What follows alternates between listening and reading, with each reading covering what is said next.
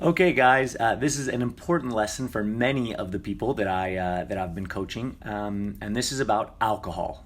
People often ask the question of how can I enjoy alcohol and still progress towards my goals, particularly weight loss goals. And so we're going to teach you how with this lesson that you can do both. So as a reminder, alcohol gives us 7 calories per gram. This is nearly as many calories per gram as it is fat, and nearly twice as many calories as you get for carbs and protein. So although we can definitely have alcohol as part of our daily calorie budget, we need to know how it can negatively affect our results, right? So here's a list that you'll see on the screen now.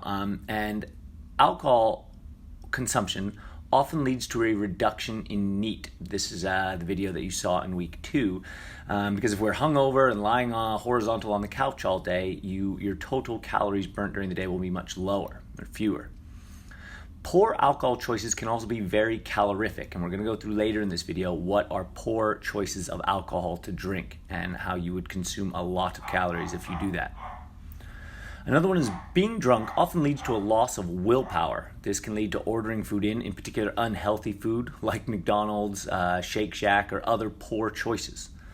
Alcohol also has a very negative impact on the quality of our sleep.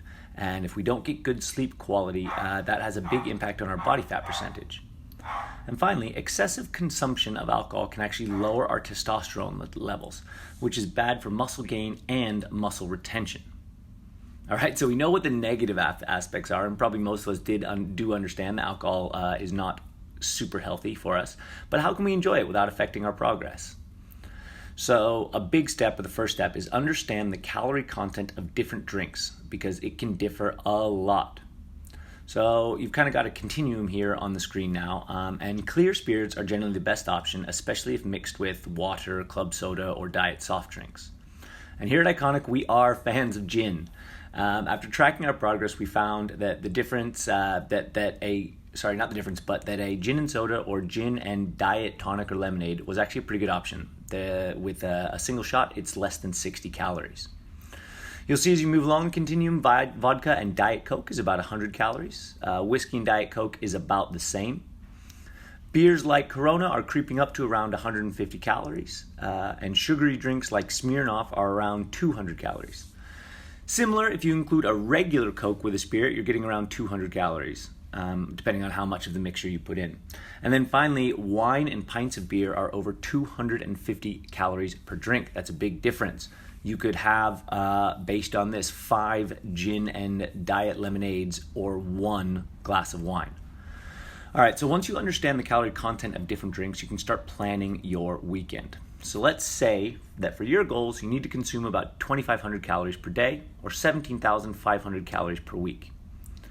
Now, you know that on Friday, you're going out to a brunch where you'll consume 500 calories more than you normally do.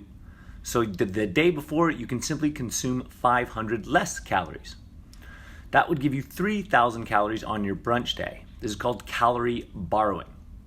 The more extreme your day and night out, the more calories you'll have to borrow from earlier and later in the week. For example, if you want an extra 1,000 calories for brunch, you can borrow from the day before and the day after. And that would look like this. So if you see on that chart, it may not seem necessarily healthy, but your body, in terms of weight loss and weight gain, will react the same to eating 2,500 calories for 4 days in the week, 2,000 calories for 2 days in the week, and 3,500 calories for 1 day in the week, as it would if you ate 2,500 calories every single day. Either way, the total is 17,500 calories for the week. So this way, you've managed to make progress and enjoy a day and night out. I should make a note here, though, that you understand, if you look at this chart, that you've had your day out is your Friday, and then you're borrowing calories from the day before and the day after. This means that like having a big night out on Friday can't lead to you laying on the couch, ordering more takeaways and doing nothing and eating more calories again on Saturday. You have to make it overall still work towards your progress, which does take some willpower, and I recommend you don't want to be too hungover or that's going to be very difficult to do.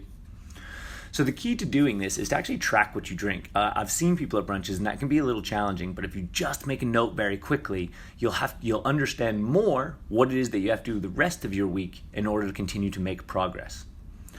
So The last thing that I'll recommend is to borrow the calories for your party day or your brunch day from carbohydrate and fat totals from the week rather than from your protein totals.